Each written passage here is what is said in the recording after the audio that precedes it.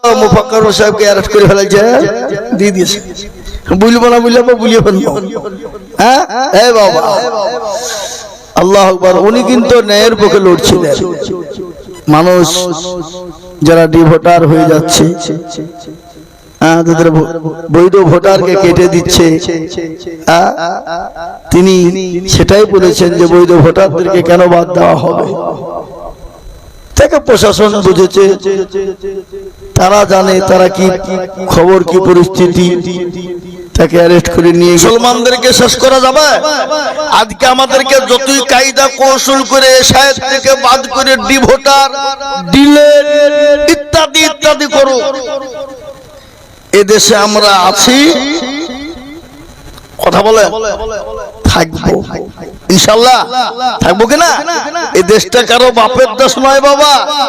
এই দেশটা হলো হিন্দু, মুসলমান, শিখ, ঈসাই।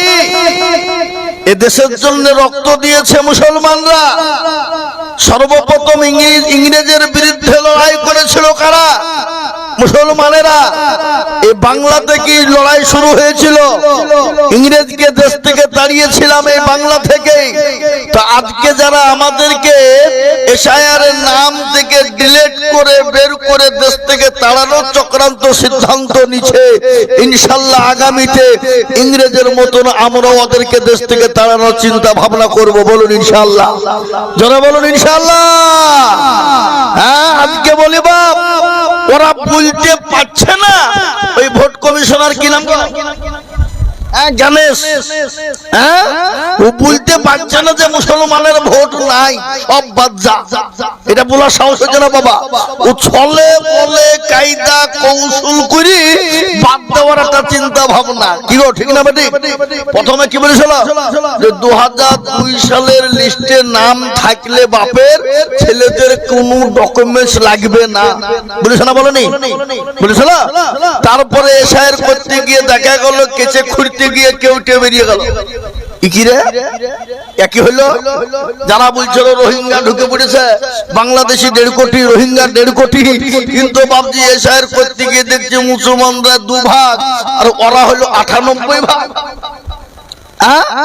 কিন্তু ওরা বললে তো বিপদ হয়ে গেল। আবার এটাকে ঘুরিয়ে একবারে বাবজি কথায় বলে, আমরা একটা পদ্য বলি বাবা, যাকে বলে চাল ভাজা তাকেই বলে মুড়ি, আর যার মাথায় চুল পাখা তাকেই বলে বুড়ি। বুঝতে পারলেন না? পারলেন না? তো ওরা আমাদেরকে ভাবছে কায়দা কৌশল করে, কি হয়ে গেল? এসব থেকে বাদ দিতে শুরু করে দিল। একের পর এক, একের পর এক, একবারে হিয়ারিং করো, অমক করো, তমক করো, হয়রানি করে শেষ। কিন্তু একটা কথা শোনেন, মুসলমানদের ডকুমেন্টসের অভাব আছে। কি ডকুমেন্ট নেবে তারা? ওরা যদি বলে আমরা কাগজের ডকুমেন্টস নিব না, প্রয়োজন নাই, দরকার নাই, তোদের বাপ দাদা, তার দাদা, তার দাদা, পরদাদার ডকুমেন্টটা দে। তো যারা মারা গেছে তাদেরকে তো আমরা ভাসিয়েও দিইনি, পুড়িয়েও দিইনি, না কি বুঝছেন আপনারা? আপনারা পুড়িয়ে দিয়েছেন নাকি? হ্যাঁ কোথায় দিয়েছেন? ওখানে তো ওদের মাংস গলা পচে গেল, হাড় তো আছে, আছে না? তো হাড় গলাকে তুলে নিয়ে যদি আমরা ডিএনএ বলে দিই, তো বলে দিবে না এরা কোথাকার মাল? বলবে না? বলবে না? জোরে বলো, কোথাকার প্রোডাক্ট? এ বাবার, আমরা যদি বলো তোমরা দেখাও তোমাদের লিস, আমরা যদি ঘুরিয়ে প্রশ্ন করি, ক্ষমতা আছে? ক্ষমতা আছে? তাহলে মুসলমানদেরকে দেশ থেকে তাড়ানো তো সহজ। এ বাবা এটা নয়। তাই একটা কথা মনে হয়ে গেল, এই 2026-এর 19শে জানুয়ারি আমি জালসায় যাচ্ছিলাম মেদিনীপুর তমলুক বাবা। এই যেতে গিয়ে কুলাঘাট বলে একটা জায়গা, তো সেই চায়ের দোকান আমি বসেছি। তো একজন যুবক এসে বলছে, হুজুর আজকে আমি 4 দিন ঘুমাতে পারিনি। কেন গো? কি হলো তোমার? প্রেশার হাই নাকি? না সুগার হাই? বলে না হুজুর ওসব কিছু না, আমি একটা প্রশ্ন করব, আজকে আমার ব্রেনে কাজ করছে না। বলে ব্রেন, তাহলে ব্রেনে দেখা দেখাও। বলে না তাও না। তাহলে কি হলো বলো, খুলিয়ে ভালো করে বলো আমাকে। বলে আজকে 4 দিন থেকে হুজুর একভাবে বিছানায় তাকিয়ে তাকিয়ে ভাবছি গোটা পৃথিবীর কথা। আমাদের কি ভাবছো? বলে হুজুর গোটা পৃথিবীতে লক্ষ্য করে দেখলাম পৃথিবীতে বিভিন্ন জাতি আছে, কিন্তু কোন জাতি লাঞ্ছিত অপমানিত ঘৃণিত মার খেছে না হুজুর, কিন্তু মুসলমান মার খেছে কেন? একটু আমাকে বোঝান। আমি তাকে বললাম পাগল, মুসলমান মার খেছে কেন এটা শুনবা? লম্বা করে বলবো না সংক্ষিপ্ত বলবো? বলে হুজুর সংক্ষিপ্ত বলুন। তাহলে শোনো, আজকে মুসলমানদের মার খাওয়ার পিছনে কি আছে জানো? গোটা বিশ্বের কাছে যেটা নাই সেটা মুসলমানদের কাছে আছে। যেটা বিশ্বের কোন জাতির কাছে নাই সেটা মুসলমান জাতির কাছে আছে। আর এই মালটা যতদিন মুসলমানদের কাছে থাকবে ততদিন মুসলমানদের দুশ্মনী বাড়বে, কমবে না। তারপরও মুসলমান ইসলামকে শেষ করা যাবে না। বলে হুজুর মাল কি? বলে খেপা মাল কি শুনবা? এটাও শুনে লাও। এই কোলা এই দেবপুরের বাজারে এই মোড়ের উপরে দুটো বিল্ডিং, একটা 5 তলা আর একটা কত লাগো? 2 তলা। তো 5 তলা 2 তলা 5 তলা বিল্ডিং টা পূর্ণ ফাঁকা, বিল্ডিং আছে ঘর কিছু নাই, কিন্তু 2 তলা ঘরটাতে 30 কিলো মতন সোনা আছে। ক কিলো? 30 কিলো। তো চোর বা ডাকাত যারা হবে তো তারা ওই 5 তলায় চুরি করতে ঢুকবে না, যে ঘরে মাল আছে সে ঘরে ঢুকবে। যারা বলে তো গোটা বিশ্বের কাছে ফাঁকা, আর মুসলমানদের কাছে মাল আছে বাবা। আর এই মালের কারণে আজকে মুসলমানদের উপরে এত বিরোধী, এত জোর, এত জুলুম, এত অত্যাচার। বলে হুজুর মাল কি? বলে শুনে নাও, সে মালটার নাম কি? সে জিনিসটা গোটা পৃথিবীকে যদি একদিকে করা হয় তারপরও এই জিনিসটার মূল্য দেওয়া যাবে না, এর দাম দেওয়া যাবে না। বলে হুজুর সে জিনিসটা কি? বলে সে জিনিসটার নাম হলো আল কোরআন, সে জিনিসটার নাম হলো কোরআনুল হাকিম, সে জিনিসটার নাম হলো কোরআনুল মাজিদ, সে জিনিসটার নাম হলো কোরআনুল জিকির, সে জিনিসটার নাম হলো কোরআনুল শিফা। উনি বলছে হুজুর আমি বুঝতে পেরেছি, আর বলতে হবে না, আমার বোঝা সারা। আমি আপনাদেরকে বলি বাপ, এই কোরআন কে লিখেছে? কার মানে এটা? জোরে বলুন কার মানে? এটা দুনিয়ার কোন কলিমউদ্দিন সলিমউদ্দিনের মানে এটা? আর দুনিয়াতে যত কিতাব আছে বাইবেল টাইবেল ইত্যাদি ইত্যাদি ইত্যাদি যা আছে বাবা, কিতাব পুরাণ যা আছে সব এগুলা দুনিয়ার মানুষের লিখিত বাণী। কি বলছেন আপনারা বলুন, ঠিক না ঠিক? এ মুসলমান, আজকে আমি একটা কথা আপনাদেরকে বলে দিয়ে যাই। আজকে এই দেবপুর ইহিয়া উলুম মাদ্রাসার 53তম জালসা, মাদ্রাসার বয়স মোটামুটি আনুমানিক 55 হয়ে যাবে না? বেশি হবে? 55 বছর হবে না? হবে না? হবে। আমি আপনাদের কাছে একটা অনুরোধ করে যাব বাপ, কিছু মনে করেন না। আজকে 55টা বছরের ভিতরে এই মাদ্রাসাতে এই দেবপুরের 55টা ছেলে হাফেজ হওয়া দরকার ছিল না? ছিল না? কথা বললো ছিল না? ছিল না? কিন্তু আমি আপনাদেরকে বলবো, শোনা, ছেলেকে মাস্টার বানান, ডাক্তার বানান, উকিল বানান, জজ বানান, পয়সাওয়ালা, গাড়িওয়ালা, MA BA DA করান, কোনো প্রবলেম নেই, নো প্রবলেম। কিন্তু আপনি আপনার ছেলে এবং মেয়েকে কমসে কম কোরআনওয়ালা বানান, কমসে কম কোরআনওয়ালা বানান। আপনাকে মৌলবি করতে বলিনি, হাফেজ করতে বলিনি, আপনি কমসে কম আপনার ছেলে মেয়েদেরকে কোরআনওয়ালা যদি বানাতে পারেন, আল্লাহু আকবার, গোটা বিশ্বের মাটিতে বেঈমানরা মুসলমানদের পায়ের তলায় লুটুপুটু খেলবে। গোটা বিশ্ব একদিন মুসলমানদের কাছে মাথা নত করতে বাধ্য হবে, সেটা এই কোরআনের বদলে। এ কোরআন এমন একটা কিতাব, এ কোরআনটাকে খালি নামাজ পড়ার জন্য আছে? কথা বলেন। এ কোরআনটাকে খালি কোরআন রোজা করার লাগি বলেছে? এই কোরআনটাকে খালি বলেছে তোমরা ভালো কাজ করে এটি বলেছে? না, পৃথিবীর প্রথম থেকে শেষ পর্যন্ত পৃথিবীর যা কিছু সব আছে এই কোরআনের ভিতরে আল্লাহ লিখে দিয়েছেন, বর্ণনা করে দিয়েছেন। এ বাবা, আজকে বিজ্ঞানিক যারা এ কোরআনকে রিসার্চ করে তারা আজকে বড় বড় ডক্টরেট হচ্ছে, বিজ্ঞানিক হচ্ছে। এ বাবা, এই কোরআনকে রিসার্চ করে আজকে পৃথিবীর জব ব্যালেস্টার সব হচ্ছে কোরআন থেকে তৈরি হচ্ছে বাবা। আজকে আমরা মুসলমান এটাকে আমরা মনে করি যে কোরআন না কোরআন না কোরআন, এটাকে বেশি যদি জানতে হয় একটা বই পাওয়া যাচ্ছে, আপনারা সংগ্রহ করবেন বইটি, যেটা লিখেছেন মাওলানা আবু তাহের সাহেব, দমদম মাদ্রাসার শাইখুল হাদিস, যিনি মারা গেছেন। বিজ্ঞান না কোরআন, এই বইটা পাওয়া যাচ্ছে। আপনি কোরআনে কি আছে এটাতে আপনি খুঁজে পেয়ে যাবেন, দেখে নেবেন। আমি আপনাদেরকে বলি বাপ, আল্লাহ ওয়ালা, দিন ওয়ালা, ঈমান ওয়ালা, কলমা ওয়ালা, এই কোরআনকে নিয়ে বেঈমান কাফের মুশরিক বিভিন্ন কায়দা কৌশল করেছিল, কিন্তু কোরআনের মর্যাদা মান কত জানেন? যে কোরআনের বিরোধী করত তার নাম হলো সর্বপ্রথম কে? আবু জেহেল। কেউ করেনি জোরে বলো। কিন্তু এই কোরআন আবু জেহেল রাত্রি বেলায় গোপনে গোপনে গোপনে শুনতো বাপ। খালি আবু জেহেল নয়, আবু লাহাব, উতবা, সাইবা, মুগিরা, তারাও পর্যন্ত কোরআন শুনতো। কেন? ওরা আপনার আরবি ভাষা জানে তো, এবং ওদের বোঝার ক্ষমতা আছে, বুঝতে পারতো তো। মুহাম্মদ সাল্লাল্লাহু আলাইহি ওয়াসাল্লামের উপরে এই কোরআন অবতীর্ণ হয়েছিল, এটা তারা জানে। জানার পরেও এটাকে বাড়তে না দেওয়ার কারণে তারা দুশমনি করেছিল। কিন্তু আল্লাহর কুদরত শুনলেন, এই বেঈমানরা কোরআন শুনতো রাত্রিতে। এটা আপনাদের জানা না জানার কিছুই নয়। তারপরেও এরা দুশমনি করে রাসূলুল্লাহ সাল্লাল্লাহু আলাইহি ওয়াসাল্লামকে বললেন, মুহাম্মদ সাল্লাল্লাহু আলাইহি ওয়াসাল্লাম, তোমার কোরআন এবং তোমাকে পর্যন্ত, তোমার ইসলাম পর্যন্ত মিটিয়ে দেব।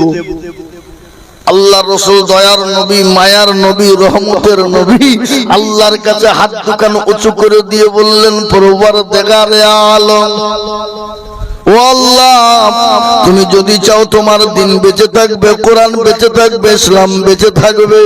ও আল্লাহ, তুমি তোমার দিন কাজকে টিকিয়ে রাখার জন্য, ইসলামকে টিকিয়ে রাখার জন্য যেটা করার প্রয়োজন তুমি আল্লাহ সেটা দেখিয়ে দাও। আল্লাহ বলেন, রাসূল গো, আপনি কোন রকম চিন্তা করবেন না, কোনো টেনশন করবেন না। আজকে যারা ইসলামকে মিটিয়ে দিতে চায়, যারা কোরআনকে মিটিয়ে দিতে চায়, যারা আপনাকে মিটিয়ে দিতে চায়, আমি আল্লাহ তাদেরকে দুনিয়ার জমিন থেকে মিটিয়ে দেব। আজ আমি আপনাদেরকে বলে যাই বাবা, এই কোরআনের বিরোধী যারা করেছে, ইসলামের বিরোধী যারা করেছে, আল্লাহ তাদেরকে দুনিয়ার জমিন থেকে মিটিয়ে দিয়েছে। তাদের কোনো নাম নাই, নিশানা না, তাদের কোনো মূল্য নাই, মূল্যহীন বাবা। কিন্তু এই কোরআন ছিল, আছে, আগামীতেও থাকবে। চিলিয়ে বলুন ইনশাআল্লাহ, জোরে বলুন ইনশাআল্লাহ। এই কোরআনের জন্য সাহাবায়ে কেরামরা মার খেয়েছেন, রাসূলুল্লাহ মার খেলেন। খালি মার নাই বাবা, নিজের বিবি পর্যন্ত বিয়ে করে দিলেন, এতিম করে দিলেন সন্তানকে। এমনকি নিজের জন্মভূমি ত্যাগ করে মক্কা ছেড়ে মদিনার পথে চলে গেলেন বাবা। আল্লাহর নবী যখন এই কোরআন যখন মক্কার জমিনে তেলাওয়াত করতে শুরু করে দিল, একের পর এক আপনার ইহুদি, নাসারা, খ্রিস্টান, জৈন, বুদ্ধ যত জাতি ছিল, এই কোরআনের আওতায় আসতে যখন শুরু হয়ে গেল, নবীর উপর দুশমনি আরো তত বেড়ে গেল বাবা। আল্লাহর নবীর উপর অত্যাচার শুরু হয়ে গেল, নবীকে স্টিমরুলার পর্যন্ত চালানো হলো বাবা। এমনকি নবী তাইফের ময়দানে রক্ত দিল, রাসূলুল্লাহর রক্ত শরীর দিয়ে বয়ে গেল। আল্লাহ বলে, নবী গো,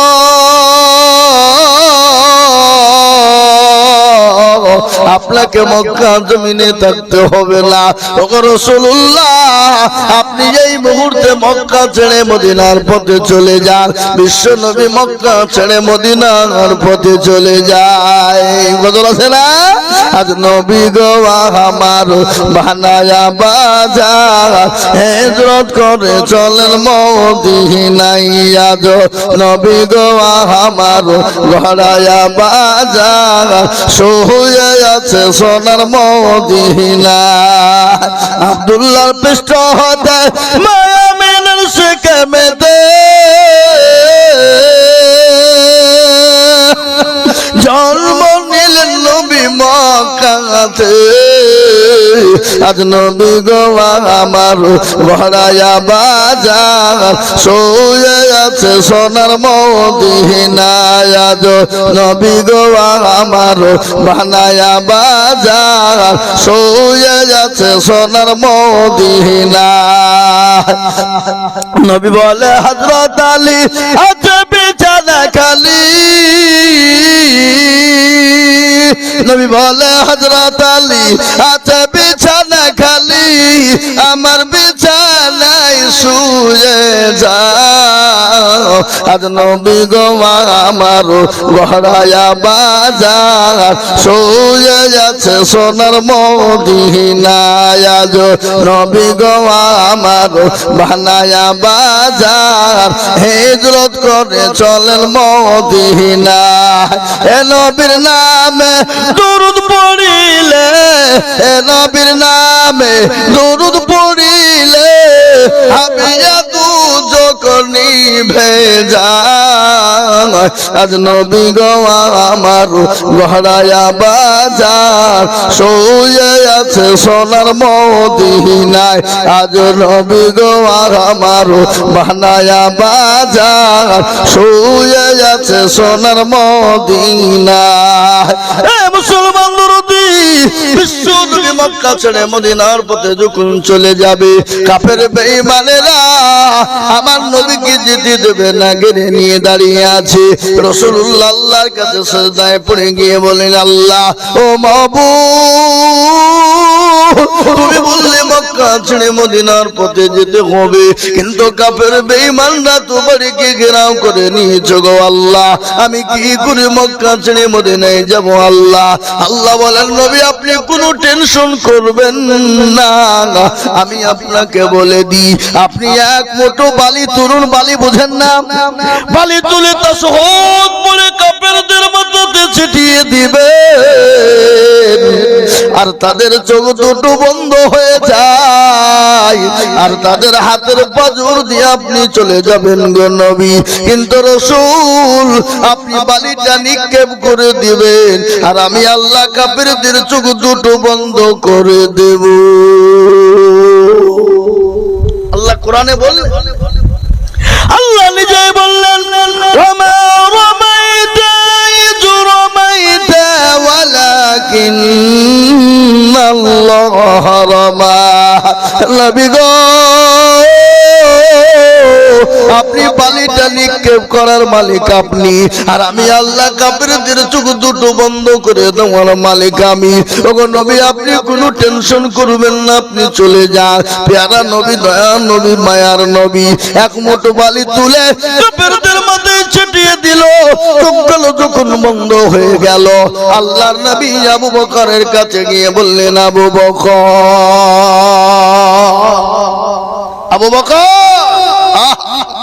সঙ্গে সঙ্গে আবু বকর লব্বাইক ওয়া সাদাইক ইয়া রাসূলুল্লাহ কি নবীর ভালোবাসা নবীর প্রেমিক কাকে বলে নবীর মোহব্বত কাকে বলে আজকে আমাদের সমাজে শুনলেন আমি গোটা পশ্চিম বাংলায় ঘুরছি এই যে ভোটের দামামা বেজেছে চলছে না ভাই কথা বলেন গোটা পশ্চিম বাংলার মাটিতে যে ভোটের দামামা চলছে কোন জেলাতে মুর্শিদাবাদের মতন এত তোলপাড় এত বাবজি তোলপাড় কোন জেলায় না ওরে আল্লাহ গোটা পশ্চিম বাংলার লোক একদিকে আর মুর্শিদাবাদের লোকরা মনে করছি আমরাই মনে হয় রাজনীতি করি আর কেউ করে না আল্লাহ যে ডাকছে যে নেতা ডাকছে একবারে এরকম করে লাঠি হাতে নিয়ে ঘাড়ে নিয়ে মনে হচ্ছে ওই নেতা মনে হয় কালকে মুখ্যমন্ত্রীর পাশে গিয়ে বসবে এমন পরিস্থিতি চলছে এ বাপ আজকে জাতি এরকম করে যদি কোরআনের পিছনে ছুটতো এই জাতি যদি আজকে মসজিদের পিছনে ছুটতো এই জাতি যদি ইসলামের পিছনে এরকম ছুটতো এই জাতির কোনোদিন দুর্দিন হতো না জাতি